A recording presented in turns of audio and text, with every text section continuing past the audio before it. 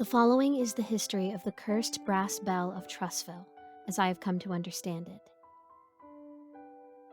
I am remiss to admit that I have not been able to determine its origin, nor do I know how it came to reside in the rural farmhouse inherited by Daniel Hopkins in 1867. While typically I would continue my investigation of the item before parting with it, I have begun to hear ringing at night, and fear that I will soon suffer further symptoms if I do not part with the cursed thing. That said, its history is as follows. The bell's first victim, Daniel Hopkins, 1842 to 1869. Cause of death, suicide.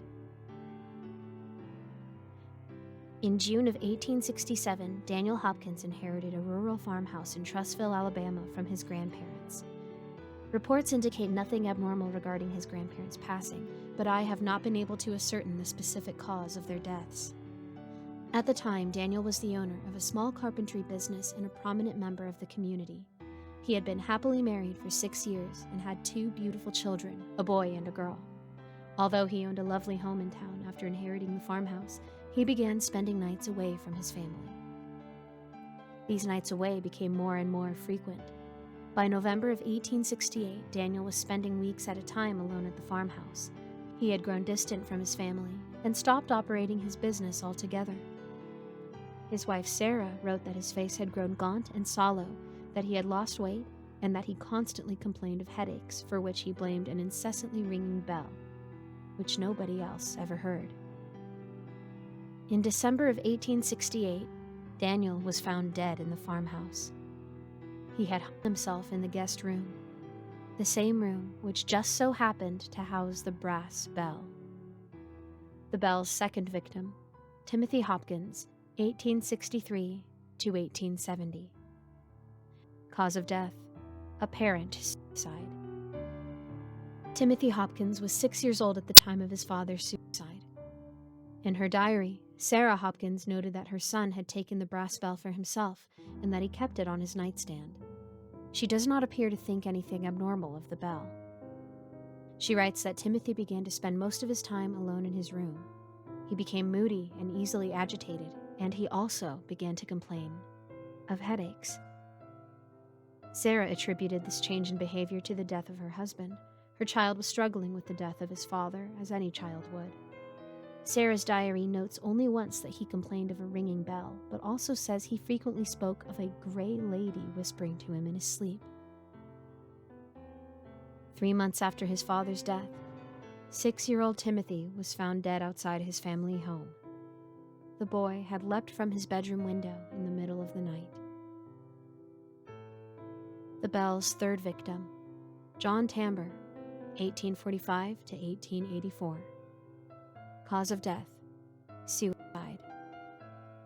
After the passing of both her husband and her son, Sarah Hopkins lived as a widow and single mother in Trussville for many years.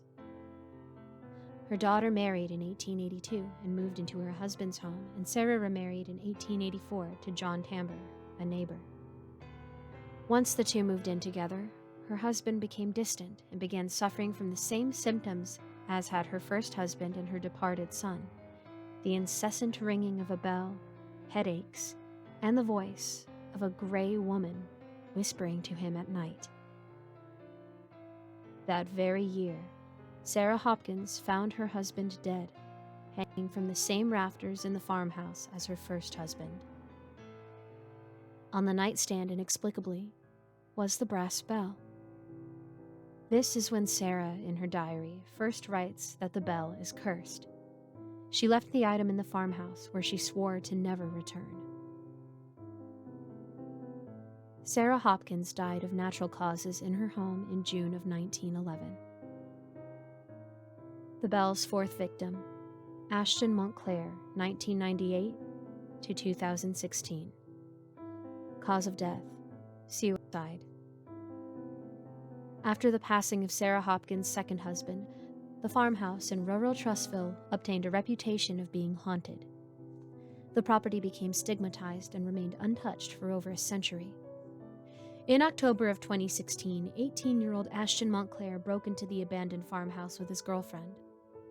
As later reported by his girlfriend, They were becoming intimate when he suddenly turned pale and became frantic.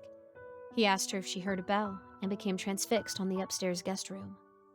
When she went to check on him, she found Ashton dead, having cut his own throat. The bell's fifth victim, Stuart Bonham, 1991 to 1920. Cause of death, suicide. In January of 2020, a home inspector was assessing the farmhouse where he discovered the dead body of Stuart Bonham, a homeless man who had a criminal history of substance abuse. Bonham had hung himself in the same room as the others.